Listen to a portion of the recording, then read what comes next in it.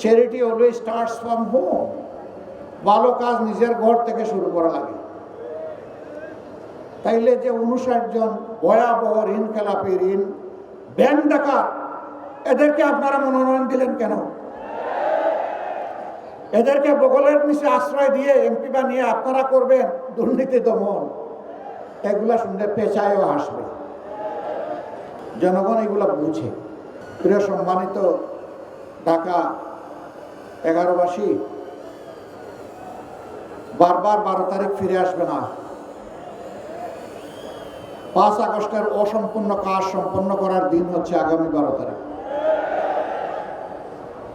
5 August যে আকাঙ্ক্ষা নিয়ে রক্ত দিয়েছিল আমাদের সন্তানেরা, ভাইয়েরা, বোনেরা, শিশু, বৃদ্ধ, আবাল বনিতা, ওই রক্তের ঋণ পরিশোধ করার দিন হলো 12 তারিখ। এই রক্তের সাথে যারা বেইমানি করবে, ইতিহাস তাদেরকে ক্ষমা করবে না। সারা বাংলাদেশ এখন জেগে উঠেছে। তরুণ যুবকেরা তাদের দৃষ্টিভঙ্গি জানিয়ে দিয়েছে। তারা বলে দিয়েছে, আমরা পুরোনো বন্দোবস্তে আর নাই, বস্তাপতা রাজনীতি আর ফিরিয়ে আনতে চাই না। নতুন বাংলাদেশ আমরা দেখতে চাই। বাংলাদেশের নতুন রাজনীতির উত্থান চাই। ইতিমধ্যে এই রায় যুব সমাজ দিয়ে দিয়েছে। এখন জনগণের দায়িত্ব, আগামী 12 তারিখ জনগণ ইনশাল্লাহ সেই রায় দেবে।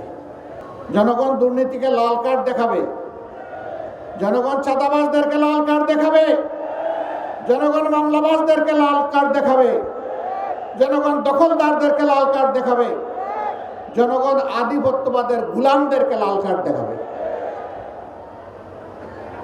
আবরার ফাহাদ, আবু সাইদ, সাদি, হাদি, আমরা তোমাদের কাছে আর তোমাদের বন্ধুদের কাছে আমরা বড়ই ঋণী। আমরা কথা দিচ্ছি, ইনশাআল্লাহ তোমাদের আকাঙ্ক্ষার নতুন বাংলাদেশ হলে, এ দেশ এবং জনগণের সেবা করার সুযোগ পেলে তোমরা যেমনটা চেয়েছিলে, আমরা তেমনটাই যৌবনদীপ্ত বাংলাদেশ গড়ে তুলব ইনশাআল্লাহ। এই বাংলাদেশ যুবকদের হাতে আমরা তুলে দিতে চাই।